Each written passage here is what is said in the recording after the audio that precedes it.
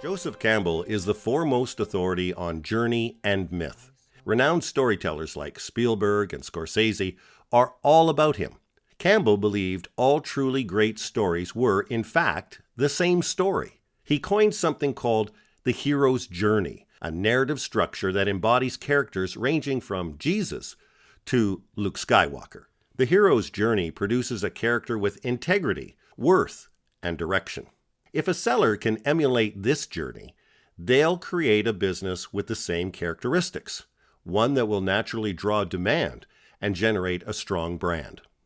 Let's start with the basics. Every story has three parts: beginning, middle, and end. And this is universal.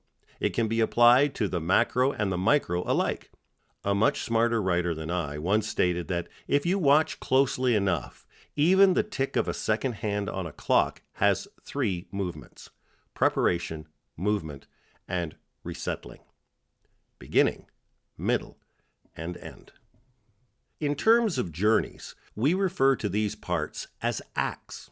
Within these acts, there are plot points, key moments when the story's characters are faced with conflict. These points alter the trajectory of the characters and incite growth and change. The inciting incident, the end of Act 1, the midpoint, the end of Act 2, and the climax.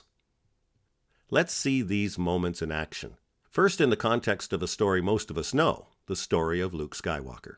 Then we'll see how these elements apply to your business and run through a simple case to show how successful retailers have adhered to this journey structure. Enter Luke. Here's his journey's breakdown. Act 1, backstory. We meet Luke. He's young and immature and a kind of a baby. His biggest concern in life is picking up power converters at Tosche Station. The inciting incident? Luke buys R2-D2 and C-3PO. He finds the hidden message of Leia pleading for help. This leads him to Obi-Wan Kenobi. End of Act 1. Luke decides to go with Obi-Wan to save Princess Leia. Act 2. Luke teams up with Han and Chewie as they venture off to save the princess. Along the way, he trains as a Jedi. Midpoint. Luke and company are captured by Darth Vader. The journey gets harder, but Luke grows proportionately stronger. He's now capable of achieving his final goal. The climax. Luke saves the day and the planet by destroying the Death Star. Act 3. Luke, Han, and Chewie are given sweet medals at an intergalactic awards ceremony. Well, what does this mean for us? Picture these plot points as metrics for the most important journey elements: growth, change, and sacrifice. Applying this structure to your business will allow you to benchmark moments leading to your goal. Envisioning the life of your business as a movie or a story can help you define all the scenes that have to occur for you to succeed in your third act. Act 1. The first act of any business starts before the business has begun. Your backstory is the series of events that led you to opening your business. For the fashion retailer, it might involve designing your first piece of clothing or purchasing the ultimate pair of Air Jordans. It could entail your history in a family business, your education, or personal relationships. Your backstory is, in many ways, the most magical stage. It is the inspirational stage. It's important to define this because it's at the heart of your business. The person who opens a store solely as a means of making money will and should make vastly different decisions than the person whose business is a passion. When it comes time to create your brand, this is a stage you should draw upon. It's your ideal, unhindered by the compromise of doing business. You may want to refine your brand along the way, but there should always be some element of this startup spirit. Your inciting incident is the day you start selling. We'll define this moment as first purchase. It is the impetus of everything that happens along the journey after that. The rest of this initial act is the continuous rise to your first climax, the end of Act 1. In the seller's journey, we call it initial growth. Unlike in movies, there's no real time constraint or limit when this occurs, no hard and fast rule that defines it. This journey point will be different for every business. This is how you'll recognize it. The end of your first act is the day your business changes you. This might translate to quitting your day job. It could be taking out a loan or finding an outside investor. Maybe you move out of the garage and into your own storefront. Whatever the circumstances, it's the first time you substantially scale up. If you find you have trouble defining a discernible end to this act, it could be your first problem. Act 2. Upon entering the second act, your scope is much wider. As in a movie, TV show, or book, this act is all about rising action.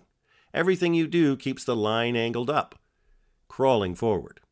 It's defined by growth, change, and sacrifice. To sum up Skywalker, Luke trained as a Jedi. That was his growth. Went from an immature young man to a full-born hero. Change. And put himself in harm's way to save others. Sacrifice. Growth. True growth, the growth experienced upon a real journey, isn't like a lot of tech growth that we've all grown accustomed to. It can't be hacked, and it can't be bought. It's got to be earned. In his book Outliers, Malcolm Gladwell defines the 10,000-hour rule, which states that a person has to spend at least 10,000 hours engaged in an action before they can master it. He found this to be true in cases ranging from the Beatles to Bill Gates. Time plus effort is the only formula that equates to this brand of growth. With online retail, it can be easy to put in the minimum while convincing yourself you've done all you need to do. You post on Facebook, send out a tweet. You buy a few AdWords for increased promotion. You check Google Analytics. While these things are necessary, they probably are only allowing you to maintain the status quo. By lapsing into this minimum variable routine, your journey line runs a plateau. As such, I've listed 3 ways here to inspire the type of growth that we're talking about. Build a supporting cast. There are several services, tools, and platforms out there that can help you grow your store. Drop shipping, for instance, is a great way to introduce new products and start cross-selling. There are platforms out there that will allow you to access several drop shippers and automate their inventory feeds. Larger e-commerce store can investigate companies like Stitch Labs or Magento. Find a mentor or train online. Business owners that continue to learn put themselves in a great position for growth.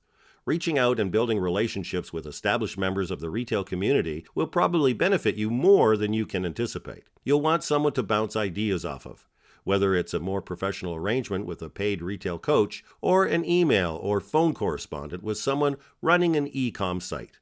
Someone who's got experience, connections, and insight. Create an antagonist. Every great hero has a formidable villain. In business, your antagonist is not always quite so defined, but you can create one of your pool of competition. This can be done one of 2 ways. The first employs a contemporary. Find a business that's in your league, research them, and set goals to surpass their performance. The second way of creating an antagonist is by identifying a more established business and measuring against their growth.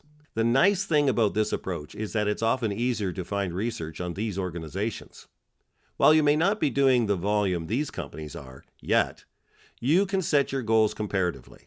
For example, Amazon recorded $107 billion in revenue last year. You're not there yet, and that's cool. But these sales amount to a 20% increase from 2014 to 2015. If you're ambitious, there's no reason why you couldn't set this percentage as your year-over-year growth. Change is directly correlated with growth. When a character starts the hero's journey, they're often immature and inexperienced. During the second act, they evolve so that they can continue overcoming conflict and ultimately end their journey. These changes are reflected in a character arc. You too should have an arc. There are 2 types of change along the seller's journey: active and reactive. Active change occurs when you see opportunities and areas for improvement and capitalize on them. A great example of active change is Zappos' product offering. After experiencing awesome growth as a shoe retailer through their first 8 years, Zappos began offering clothing and accessories in 2007. As a result, they reached $1 billion in sales the very next year, reaching this goal 2 years before projected.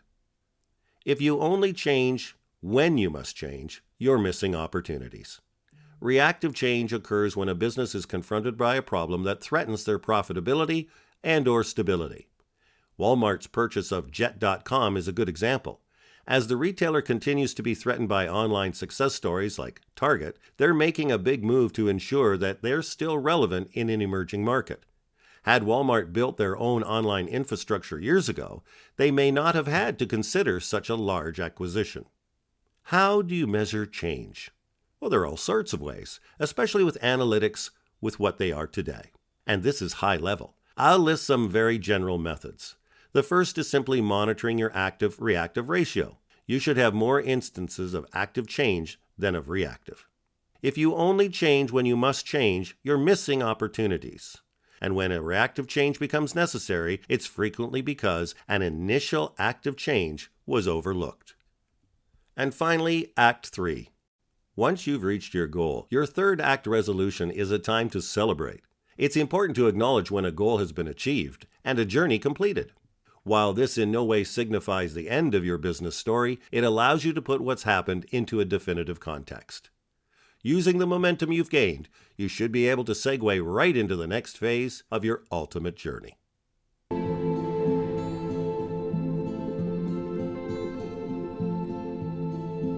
I bid you all a very fond farewell.